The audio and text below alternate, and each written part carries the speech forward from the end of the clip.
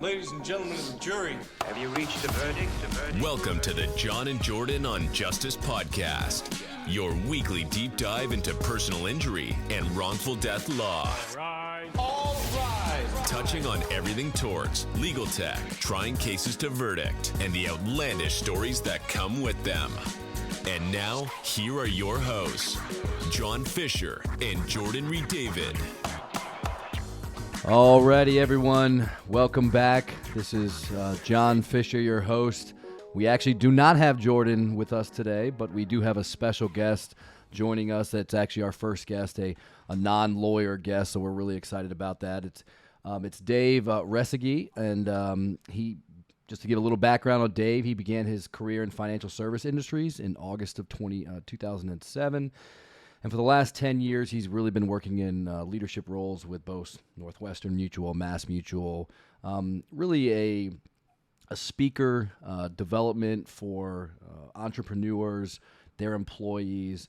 And he's got his own, like what began as a side hustle, but his firm now, the Resseguie, is it the Resseguie Group? Yep. Yeah, he labels himself as the chief shepherd. And it's really interesting for his background. He actually, Dave attended the Moody Bible Institute, where he received his bachelor's degree in double majoring in both Bible and youth ministry. And he serves on the board of both the Moody Bible Institute Alumni Association and the Fellowship of Christian Athletes for the South Atlantic region. He's been down here in South Florida. He's married to what he'll tell you as the love of his life. They've got 3 young children, 8 all the way down to 3. And, he brings that aspect of growth and development in entrepreneurs and really kind of, and I say this with all sincerity, probably one of the most genuine and nicest individuals that I have met in my life or have the benefit of having met in my life. And so, Dave, we're happy to have you on the show, and thanks for coming on. Yeah, brother. Thanks for having me. Excited to invest the time with you. Yeah, so I want to talk, obviously we talk a little bit about, and what I want to kind of understand and for the benefit of the leaders is, kind of give us an idea of what it is you do in terms of your working with entrepreneurs, kind of like the, the 3,000-foot view of what it is that you do kind of day to day. Yeah, man. So I'm 37. So I spent the first 10 years of my career right out of college working with 2 major mutual life insurance companies that also do wealth management. And because of my 10 years with those companies, I just built relationships with franchise CEOs of financial planning firms that are spread out all across the country. So you name the company, I've built relationship with them. And back in 2011, I started a side hustle. I just started coaching financial advisors, and I was coaching them around a lot of different things. One was just the level of activity that they need to do to bring in a significant client base. Secondly, I coached them around just personal development things, their vision, their mission, their values, things like that. And then a third thing was I really started coaching them around psychology of influencing people, like how, when you're selling a product, how do you approach salesmanship without coming across ever as a pushy, aggressive, salesy salesperson. So that side hustle started with a coaching practice. And then I think back around 2017-ish, I started traveling the country speaking. So doing motivational talks with financial planning firms. And almost 5 years ago, I said 4.5 years ago, I launched 100% on my own, the Resseguie Group. So 95% of my time is spent with financial planners, either doing one-on-one coaching with them to help them build their business and business development strategy, or doing large group training with newer advisors so they can understand the business, or motivational speaking within that world. So, man, it's a blast. And we run a pretty tight schedule this week. I mean, it's Friday right now at 2:00. This will be my last meeting before we do some ballet stuff with my daughter this evening. But, we'll keep 35, 40 meetings a week. And, sometimes it's one person on the call. Other times there's 250 people on the call. Right. So most of it's Zoom unless we choose to travel. Right. Well, that's impressive, man. And it's interesting how it works out. What began as a side hustle then becomes, really that your full time and attention to the business that you're running. So you now get the ability to help and develop entrepreneurs at the same time you are an entrepreneur running your business yourself. Exactly.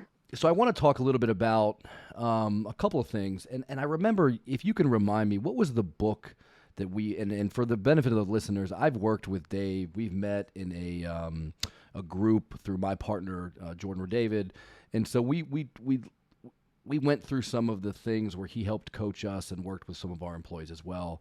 What was the book? It was like the 12-week year or the 18-week? What was that? Yeah, the 12-week year by Brian Moran. Right. It's awesome. Yeah. So so I guess it gets into that kind of the quarterly planning, right? Of like looking at your year as like, we break them into quarters. So that's kind of like the 12-week process.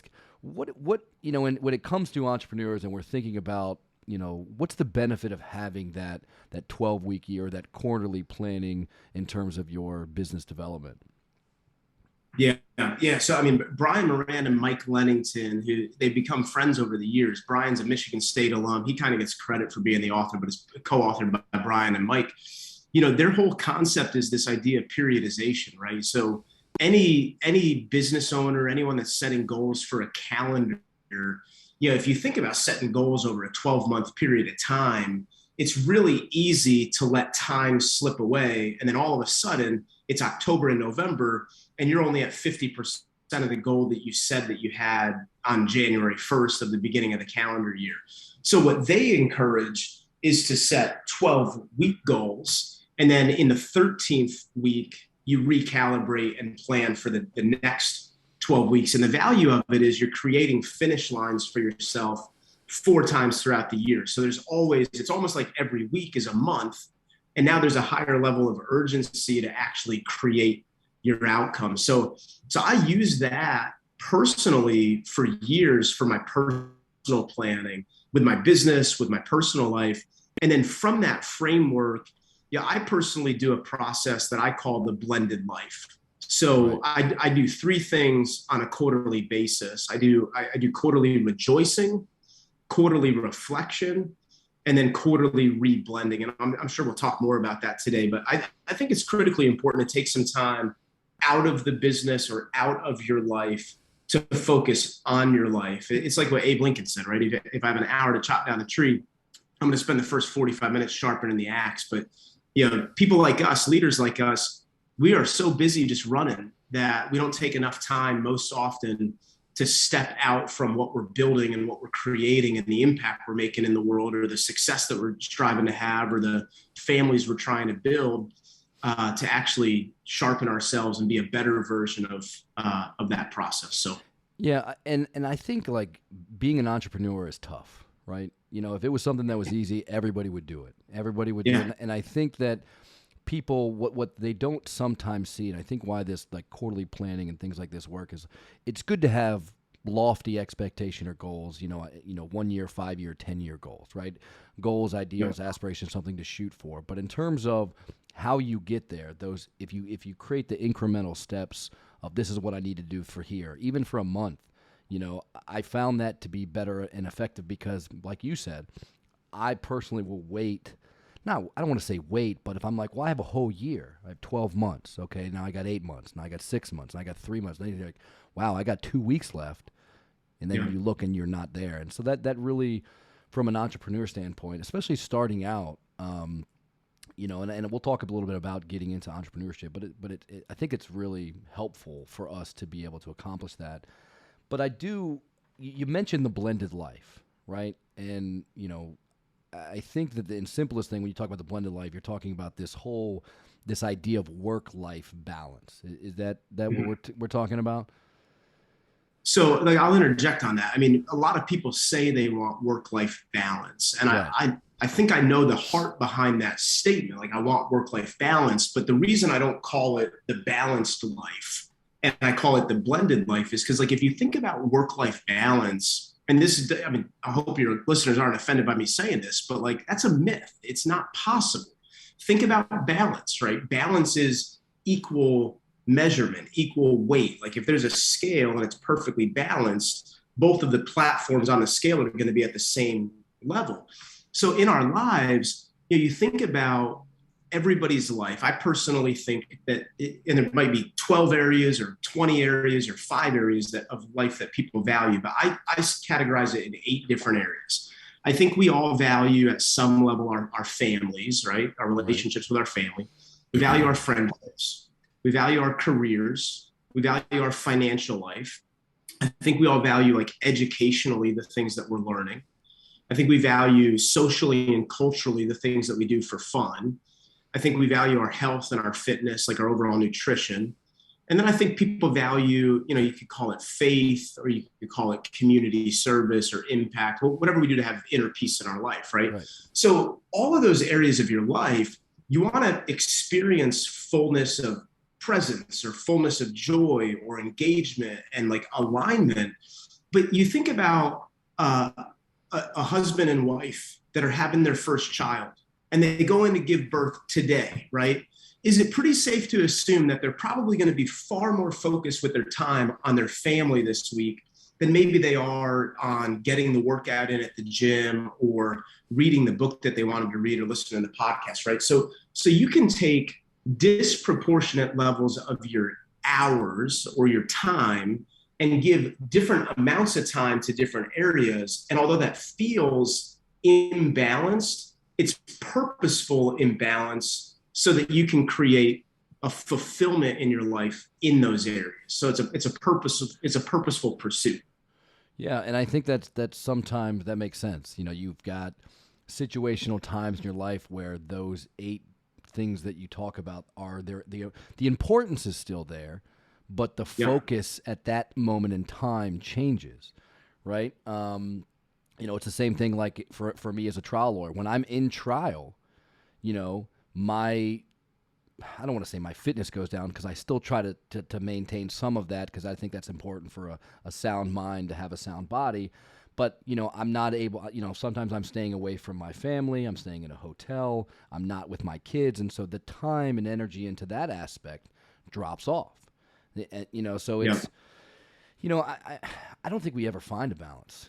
It's not a balance. It's like you said it before we were talking before the show. You said it was, you find a balance of fulfillment, right? Yeah.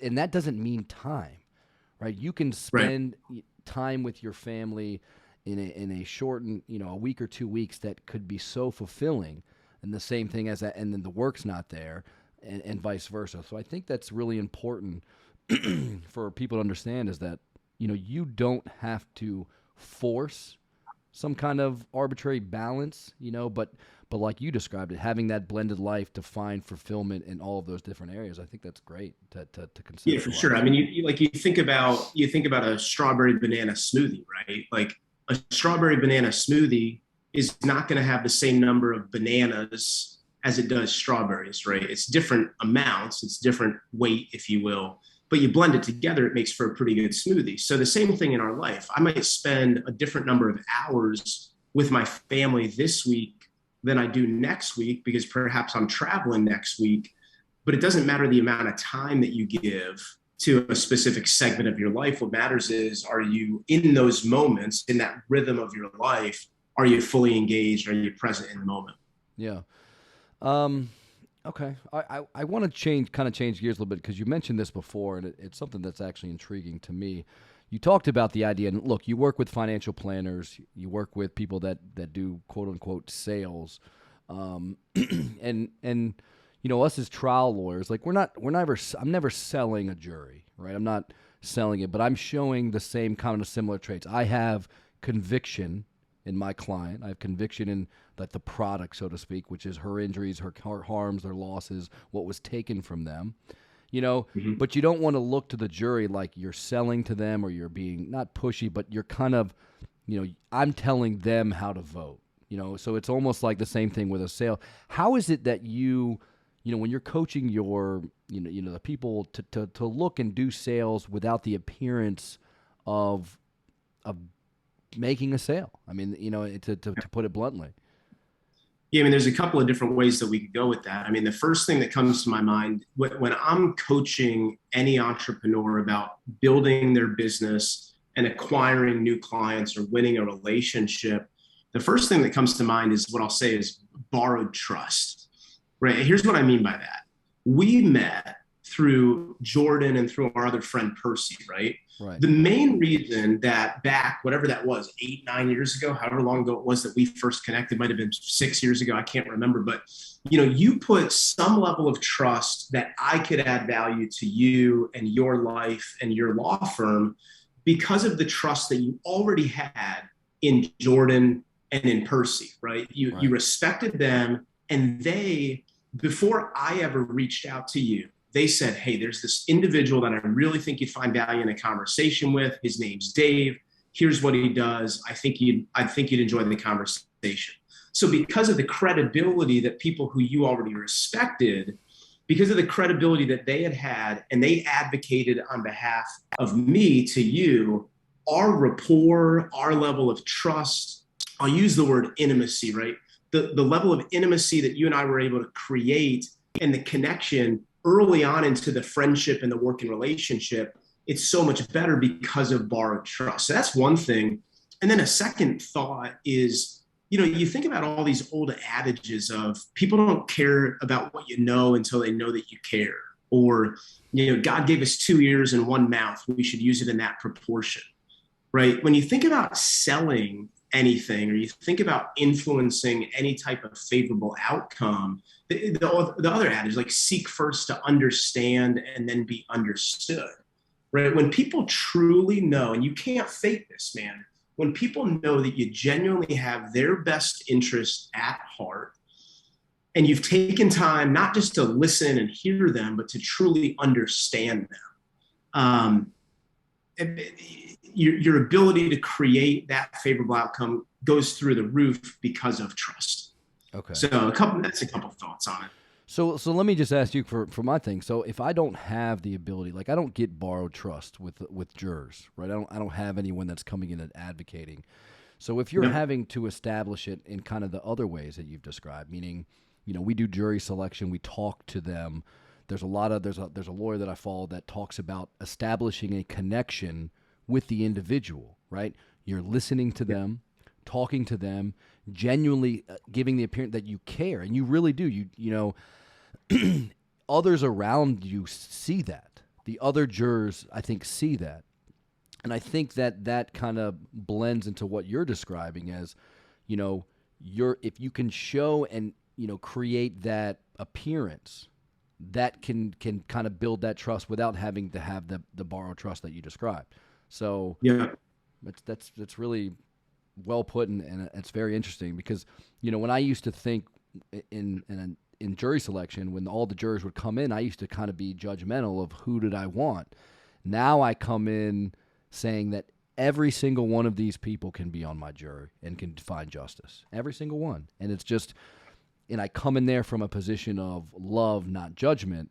And kind of work my way through that and try to be and build that credibility, because I think that's the most important you have is trust and credibility, in any professional setting, not just being a trial lawyer. So, I want to talk about, because you started your business. 2 things I want to talk about. One is getting into business when you knew it was the time to really kind of take this side hustle and make it your career, your everything you're doing. You're a full-blown entrepreneur, no safety net, just doing it. So I kind of want to start there, and then I want to talk about your growth over the years and kind of how you scaled the business, kind of 2 things. So what was it when you first got to that position? You're like, look, I've been doing this well now. I want to kind of take that leap and make this is my thing, right? How did you go about doing that? I mean, did you have any fears, any apprehensions, to kind of get it moving, or were you just like, this is it, I'm all in, let's go, and kind of push forward from there? Can you talk a little bit about that? Yeah, everybody's story is going to be different. I mean, mine is a story of failing forward. So, and it's unique because I was with a large organization in Miami. I essentially was doing coaching, training, speaking in-house for them, while on the side, I had this other business that was creating revenue and things. And that firm that I was with in Miami just got acquired. And in the acquisition, I asked for probably more than they were willing to ante up. So my position's just eliminated. So overnight, like safety net gone. And for years, my mom and dad were both entrepreneurs. Right. I do not like having a boss. I'm an upstate New Yorker, but I got kind of the attitude of somebody from Queens. My mom's from Queens, so I get that from her. And like, I just don't like people telling me where I need to be, when I need to be there, how much I can make, and what my growth is tied to. So I had the desire for that, running my own business and owning my own thing. But the fear was always there. I mean, my fear was like, am I even going to be able to get 2 firms to hire me to come speak to them this month? And all I needed was 2 firms a month in order to create the revenue we needed to like sustain. So I essentially lose my position and then am forced to decide, okay, do I look for another position similar, because there's plenty out there, or do I relocate to find something better, or do I actually pursue my dream and do what I feel called to do? And I'm so blessed. Like, if you think behind me, there's a picture of my wife and my kids. So Jennifer and I've been married 12 years now. Right. I refer to her as the CEO of the Resseguie Group, and that's the Chief Encouragement Officer. For me, in my world, having the support of a partner in life that says, babe, you've always wanted to do this. You can do this. I trust you and I'm with you in it. So, I'm a man of faith. I mean, I prayed through it a while and I talked with Jennifer about it. And we just said, like, let's do this. Let's give it a go. The first day of running my company full time, 90% of our annual need for income was solved day one. So I went home that day. I was working out of a Starbucks, literally building my business out of a Starbucks that day. And I said, babe, I think we made the right choice. We're pretty good. So, there's fear all the time. Like, there's fear of, am I going to be able to do what I think I'm capable of? But, good people ask, well, if you could go back and do it all over again, what would you have changed early on? And I said, man, I would have bet on myself sooner. Like, the best bet that you can make, I believe, especially if you're entrepreneurial, is you got to bet on yourself. You got to go all in on yourself. Do it in a prudent way, right? Like, make sure you got reserves set aside, make sure your bills are taken care of, make sure the mouths are being fed, but like, bet on yourself. So that was how we started out. Ton of fear with it, but it was the best decision we ever made. I wish we would have done it sooner, but at the same point, everything in its season, right? Like, it happened at the time it was supposed to happen. Yeah. Yeah. No, I was going to say that's a great story. And I've got to see you grow as an individual, personally and professionally. Your family has grown, and likewise the same for me. You've got to see, my family grow, my business grow. So it's great that we can sit here and share this time with us, because when you said, you failing forward, like, you kind of, that was it, position eliminated, sink or swim, now's the time, right?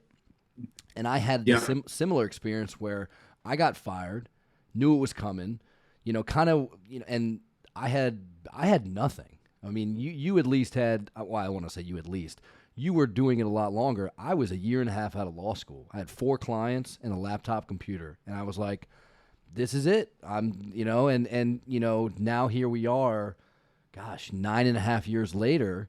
We've got a multi-state practice. I got a great partner. We've got, amazing attorneys that work for me. And, to think about what you say is bet on yourself. And I had that conversation with my wife. Well, I think at the time we were not yet married, where she was like, I don't know, you're still kind of new. What do you think? And I actually almost worked for a defense firm. It wasn't good. I went home. I was like, I think this is it. I think I got to go for it. And she was like, well, let's do it, and, she supported me, and, it's incredible how when you think, if you let the fear hold you back, you're never going to reach your full potential. And once you do it like you did, and to see you grow, and I mean, you had kids at the time. What year was it that you went? Was it 2017? That would have been, so it was 5 years ago this coming October. So it's 2022 right now. So 2017 when we launched it full time. So then you might have had just like a relatively new child, right? I had the two at the point, because Charlie was born in 2014. Chazzy was born in 2016. So you want to talk about fear? I mean, you've got your wife. That'll scare the crap out of you, dude. You've got young children, and you said, you know what? You can do it, and you did it. And so Now, fast forward 5 years, I mean, your business has been growing. I think you told me about 25% every year. You've kind of been growing. Yeah. What are some tips you have in terms of when you scaling your business? People talk about that. What are some of the things that you kind of coach and promote and even through your own experience in terms of scaling your own business? Yeah, well, a couple of things. So it's ever since we started the side hustle, it's been 25% growth. I mean, in COVID in 2020, we grew by 67% that year when everybody else, and not everybody else, but a lot of people are like just fighting to keep their business open. And like, I don't think much of that is me or even the trust that people put in me. I think a lot of that's just providence or sovereignty or whatever I'm going to call it. But it's hard work. It's determination. It's staying committed to the daily processes that create outcomes. So, one thing from a scale perspective is I stopped thinking that people are paying me for my hour, right? People don't pay me for the hour that I spend with them. People are paying me for the 15 years of work that I put in to master some aspect of what I'm amazing at. Like there is something or maybe multiple things, and I don't mean to say this to sound arrogant. I've always been taught like pride goes before destruction. So I want to say this with a humble confidence, right? Like Malcolm Gladwell wrote a book called Outliers. To become the best at something, it takes 10,000 hours of practice to truly master something. When you're in your mid 30s, you've put in some area 10,000 hours of practice. So there's a few things that I'm really great at that I hope to think I'm like top 1% in the world at. And it's those things that you're not paying me for my hour. You're paying me for the 15,000 hours that I've put in order to be really great in this 1 hour in that one area. So having the courage just to ask or charge what I feel that hour is truly worth, it was one thing. Another thing for me, I'm a speaker. So when I had my schedule laid out, bro, for 2022, I made a commitment with Jennifer. We talked through our travel schedule and we said, how often do I want to be on the road? And we made a decision that I didn't want to ever be away for more than 2 sleeps a week, right? I wanted to tuck my kids in for bed and be with Jennifer at least like 5 nights a week. But we were okay at the rhythm of our family. We were okay with 2. So that whole year, the 40, I don't know, probably 44 weeks that I was going to choose to work in the 2022 calendar year, because we take a significant amount of time off, every single week was lined up perfect, dude. I had a city that I was going to be in every week for the entire year. And then COVID happens. And all these posts, when the shutdown started, as a speaker that travels, how much revenue do you think I brought in in 2020 from speaking at a hotel ballroom on a stage? Like 0 after like March of 2020. Mm-hmm. But there's all these posts that people put on social media. And one that I saw that I loved was about Fred Rogers, right? And Fred Rogers said, like, whenever I was young and I'd see bad things happening in the news, my mom would say, Fred, look for the helpers. There's always going to be helpers.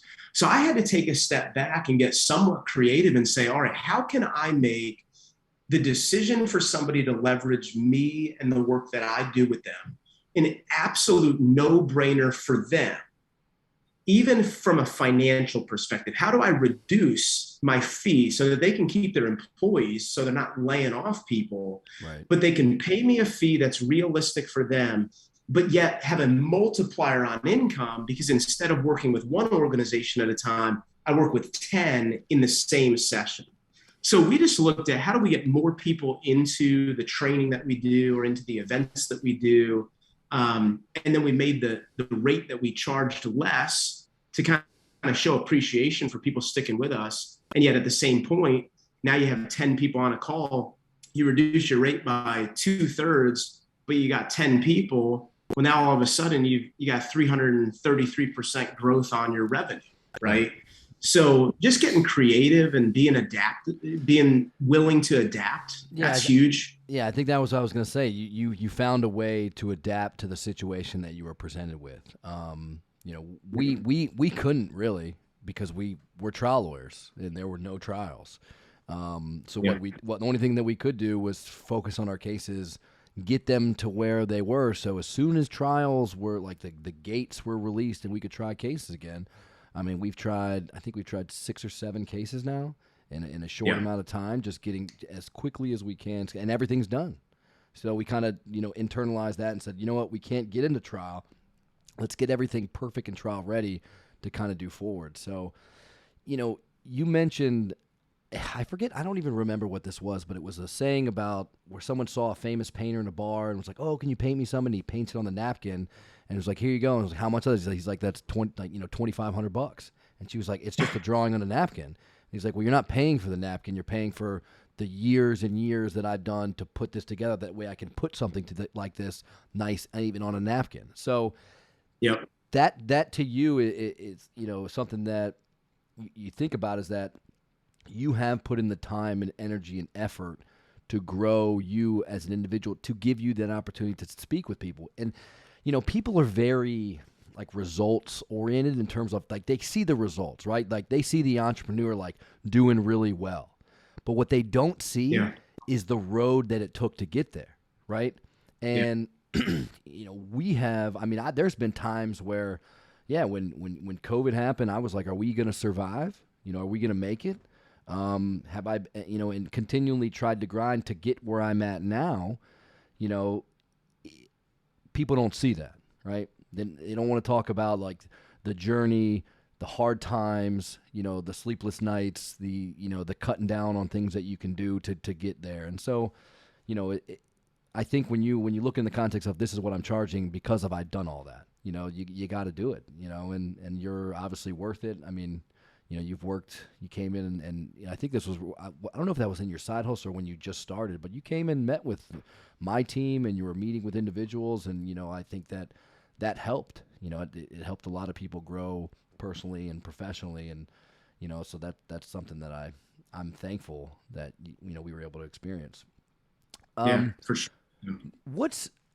I want to ask you this question. What are some of the, because you coach, professionals, obviously in the finance world, another thing. What are some of the common problems that you see in individuals, like in the development of business professionals? Like, what are some of the common things?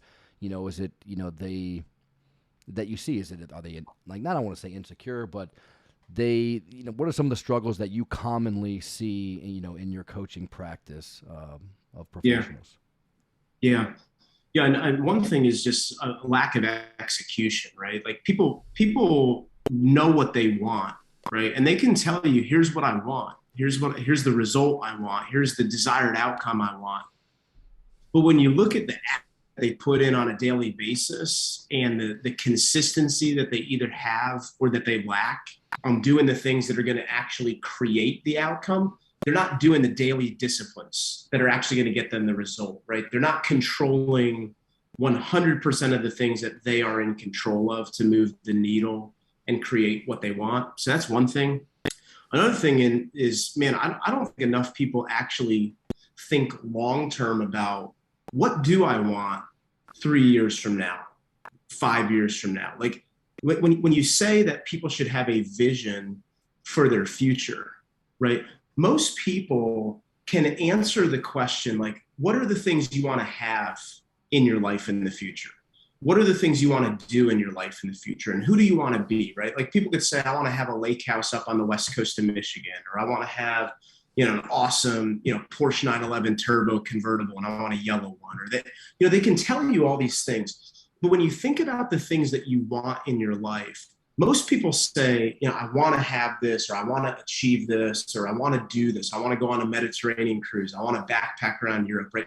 And they word their vision in a way that still kind of pushes their vision out to the future. But what you got to do instead, at least in my opinion, I read an article from Inc. magazine back in the early 2000s. It was published, and it was by a guy that founded, I think it's Deli. I could be wrong on the name, but it's a deli up in Michigan. And he wrote an article called Step into the Future. And he said one of the most compelling, inspiring things that any person can do is they can write their vision in a way as if they've already achieved it. So you step into the future. So for me, I'm 37 right now. My 2025 vision that I have written about the life that I'm trying to create over these next few years, the way it starts out is it says it's February 20th, 2025. It's 11 p.m., JW Marriott Marco Island, right? And I talk about being in the future, reflecting back on all the things that I've achieved over the last few years. And it's worded in a way as if I'm already achieving those things. I've already done that volume of business. I've already had those relationships. I already have that physical fitness level. I've already mastered whatever it might be. And even though I haven't done those things yet, because it's things I want to do, when I read my vision in a way as if it's already been accomplished, man, that lights a fire under you to say, okay, this is really what I want. Yeah. What's required of me now? What is in my control right now that I can take action on today? That when I pile on win after win after win after win, I will actually arrive at that destination. And a lot of people they don't have laser focus on all those things that they truly want. And they're just kind of winging it in their life. And, the best thing about not planning is you're going to be accurate, right? Like it's easy to throw a dart at the wall and then paint a dartboard around the dart and say, I hit the bullseye, because you throw it at a blank wall and then draw a dartboard. Well, you didn't even know what you're aiming at. But it's another thing to say, this is exactly what I'm going after, and I'm going to count the costs and figure out what it takes to get there. Most people just don't do that. No. In my experience. No, and I think that's smart. And we kind of, myself and Jordan, we set kind of like financial goals in terms of this is what we want to be in this particular year, and incrementally and have the growth, which sometimes in art it doesn't happen. Sometimes it's lower versus higher versus, so it's good to have that. I do want to ask you this question because I remember when we worked together, didn't you had the car, the model was it the Porsche 911 yellow? And is that or what was the car that you had that you were like, it's the 488. It's the Ferrari, the 488 GTB. Okay. So I have to ask, have you fulfilled that yet or no? Or is that still on So actually the cool thing, the whole thing about the Ferrari was it's a yellow Ferrari, and like you don't generally see yellow cars out there driving on the roads, but whenever you do see one, if out loud you say yellow, you'll start seeing yellow cars all over the place. And what that reminds me of, like every time I see a yellow car, regardless of what, it could be a Hummer, it could be a Volkswagen Beetle, it could be a Chevy Camaro, like any yellow car I see, when I say yellow out loud, I start seeing them all over the place. And it reminds me of things in my life that I'm blessed with, right? In the midst of life, we can go through a ton of challenge, a ton of adversity, and kind of a ton of normalcy. And we can forget all the things in our life that we're blessed with. So every time I see a yellow car, I ask myself, in this very moment, what's one thing that I'm full of gratitude for? So that was the whole deal with the yellow Ferrari.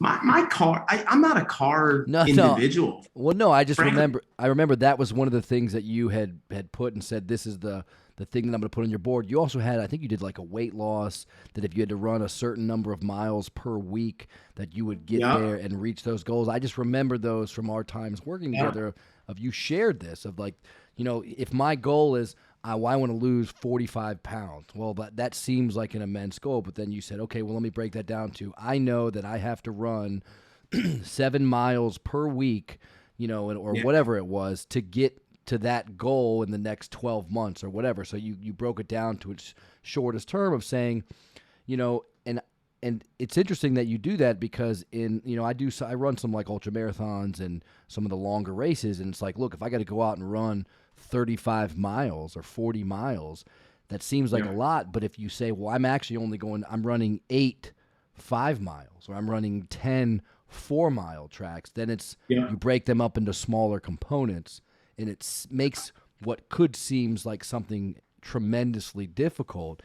I mean, and it's still difficult, but your mindset, kind of in that smaller thing. Because I think as entrepreneurs, and I'm sure you coach people on this, is maintaining a good mindset. Like you've got to have entrepreneurs have a unique mindset anyways, but having that in the application of your business, in your goal setting, all of those things, if you can compartmentalize that, you can make it not seem so I don't want to say unachievable, but less difficult, right? You can kind of trick your mind into believing that. So yeah.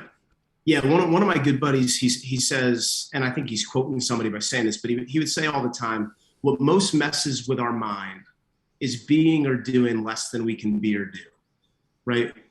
So when it comes to goal setting and execution, like I'll give you an example from last year. Back last summer, I was 191.4 pounds, right about July 4th. And in my vision, I am a healthy, energetic, fit 174.9 pounds. That's how I word it in my vision. So I made a commitment by December 31st of 2021, I will be 174.9 pounds or lighter. And I made this all about health, not necessarily weight loss, right? It was about health.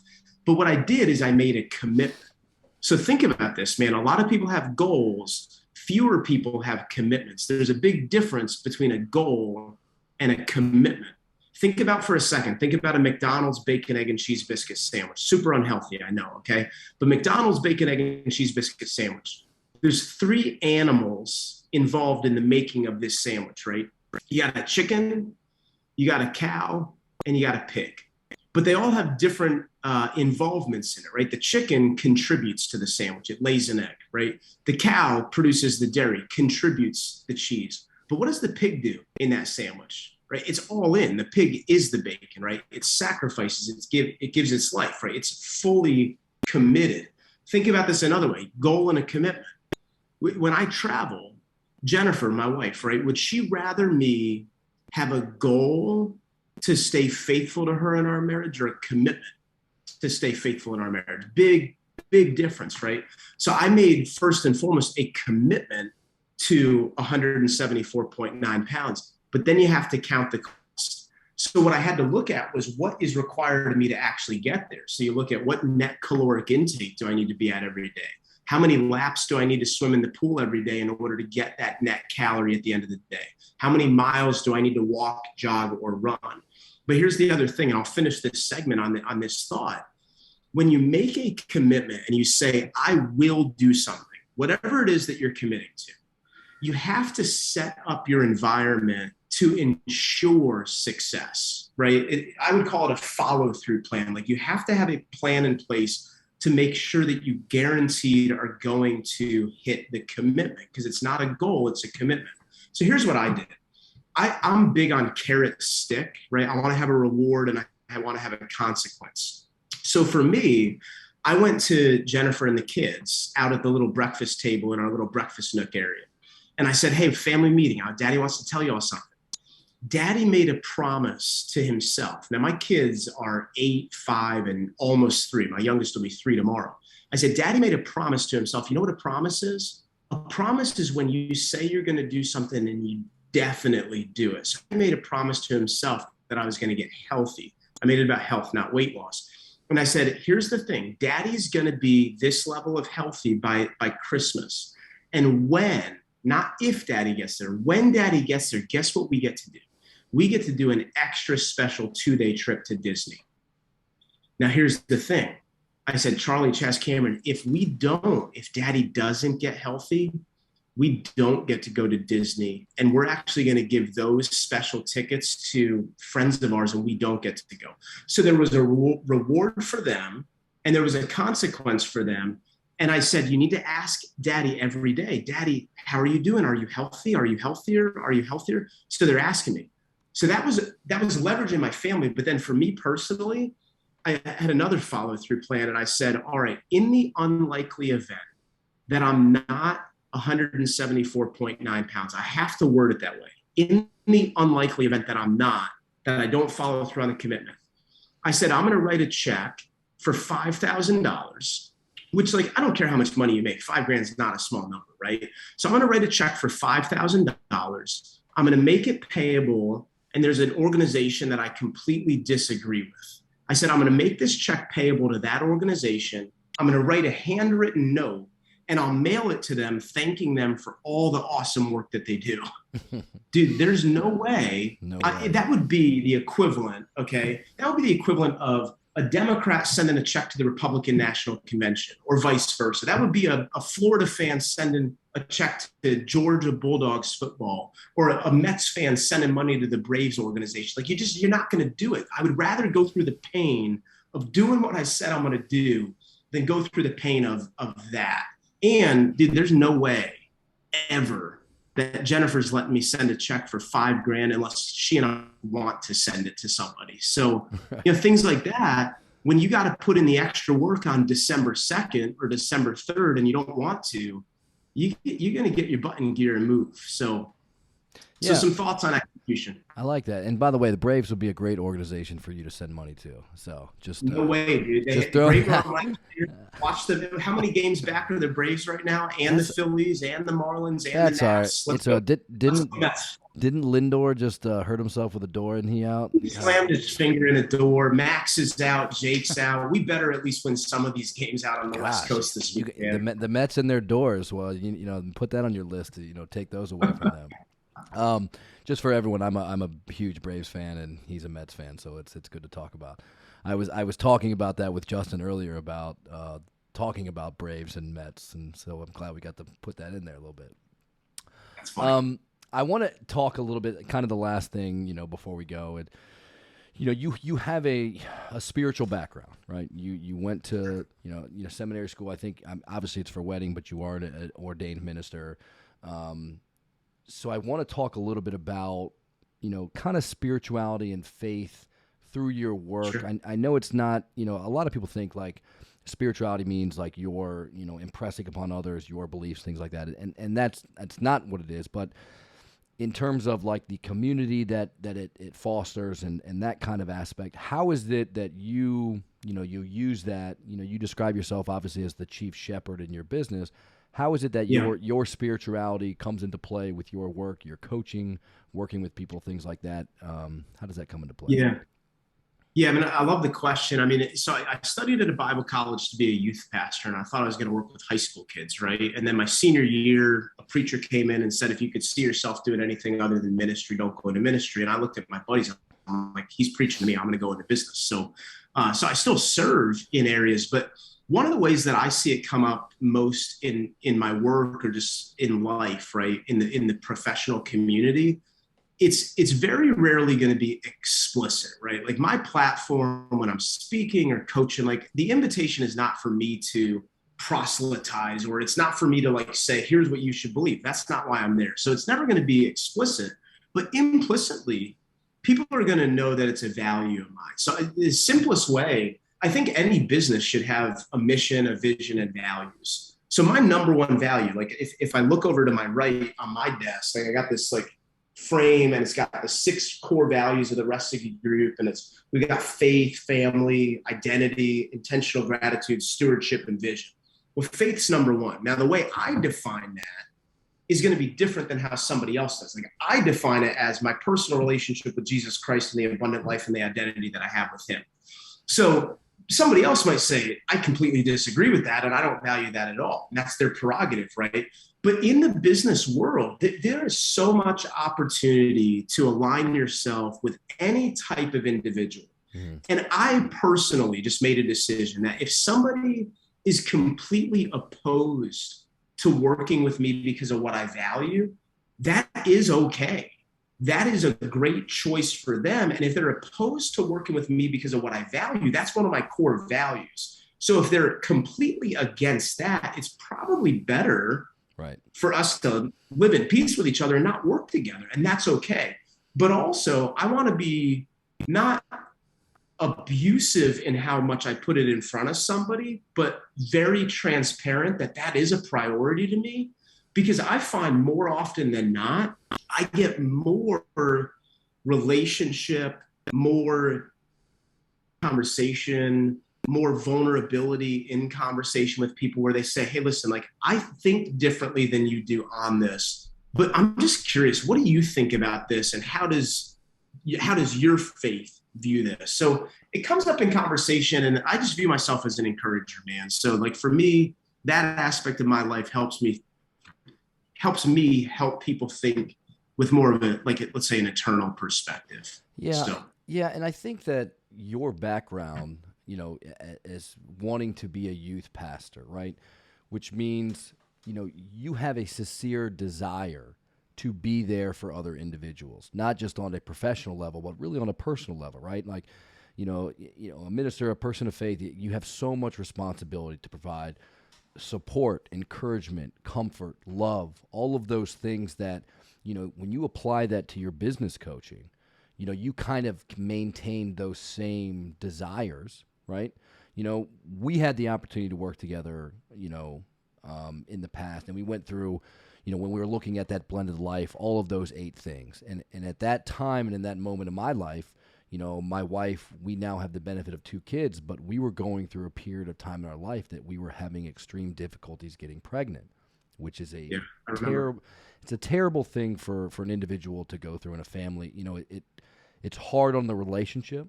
It's hard on the individual, and I think that a lot of times as men, and I don't want to say it's a men or thing, I think anybody in general, the people don't want to talk about, problems or things that they're facing or the negative aspects of that, but that can affect you in business, right? And I had the opportunity to share with you and really open up about the things that I was struggling with within the discussion of business development, of like, because we said, what are your goals? What is your, things that you want to see happen in your fitness, in your personal life, in your family life, all of those 8 different categories, and so when I was able to share with you, some of the things that I was dealing with, your background, I feel like really, that community aspect of it really allowed me to be, I don't want to say comfortable, but I mean, we were relative, I don't want to say relative strangers, but we didn't know each other for that amount of time. And I was able to open up and kind of share with you something that I hadn't really been sharing with a lot of other people. And so, and I think that as entrepreneurs and professionals, sometimes we find it difficult to express with others our fears, the problems, things that we're going through, and we kind of bottle it up and keep it close to the chest. And, you kind of mentioned something, you said it, I'm going to mess it up. You said, what did you say, running 400 meters with a 250-pound vest on? Yeah, when we talked earlier this afternoon, yeah.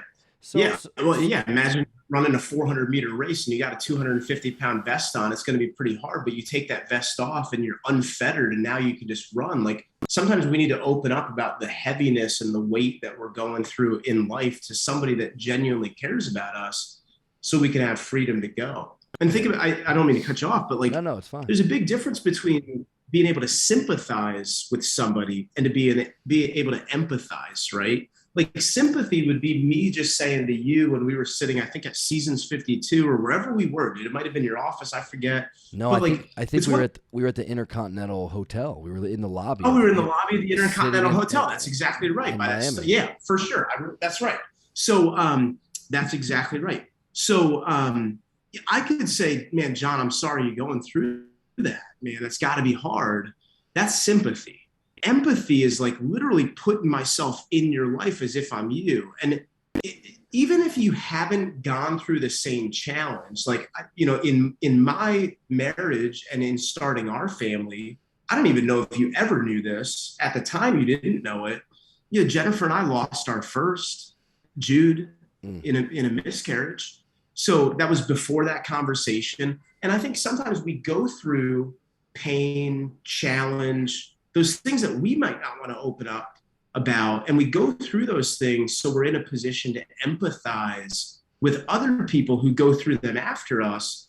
And we can walk them through those waters that we've already been through. And it's really challenging, man. And it's like every single person out there, dude, I'm going to try to, I won't get emotional about this. I can talk about this without getting all upset. But in the last 12 months, I had a very good friend take their life, and there's a lot, you treat the majority of people like they're hurting, you're going to be treating the majority of people correctly. And people, like, for me, yesterday, I had a call with my therapist yesterday afternoon and just saying, and Mike, my therapist, I said, Mike, I want to work with you just because I want to have somebody to talk to that I really can just be vulnerable with. because I know I can talk to Jennifer about everything I'm going to mention to you. Like, she and I are an open book, but like, I just don't want her to have to carry this with me. I want to carry it with you. Right.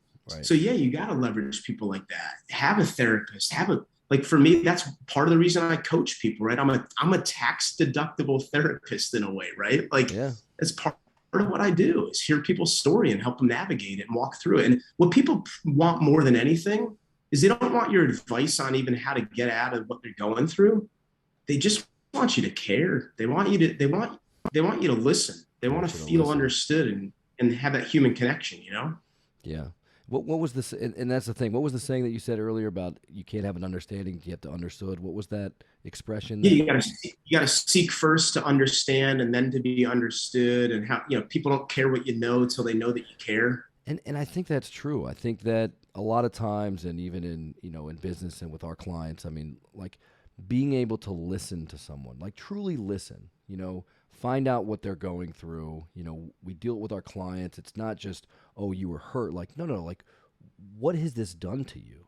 What has it, and so having that ability to really to listen, and you did it for me, and it was great. I mean, I fully and wholeheartly recommend that if anyone, for personal and professional development is to work with you. I mean, it's been beneficial in my life and, personally and professionally. And then, and so it's true, man. You got to have someone that you can speak with. And, especially as an entrepreneur, you're going to be facing many challenges, personally, professionally, health, all of those things.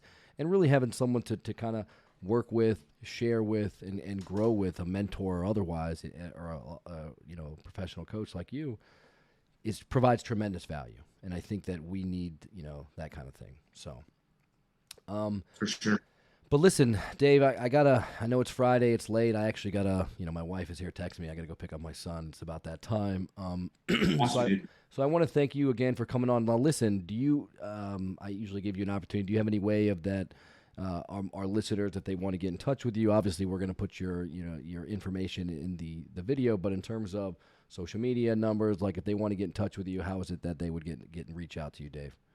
Yeah, easiest way from a social media perspective, LinkedIn. From a professional standpoint, if you just search Dave Resseguie, you'll find me. I'm on there. You can go on our website, which is just theresseguiegroup.com. We'll put that in there because that's a mouthful, but theresseguiegroup.com. My contact info is on there. There's a button that you can say, hey, set up a call with Dave, and happy to pop on a call. All right, perfect. Well, look, Dave, thanks for stepping on the show, and thanks for everyone for tuning in. My pleasure, bro. Great being with you.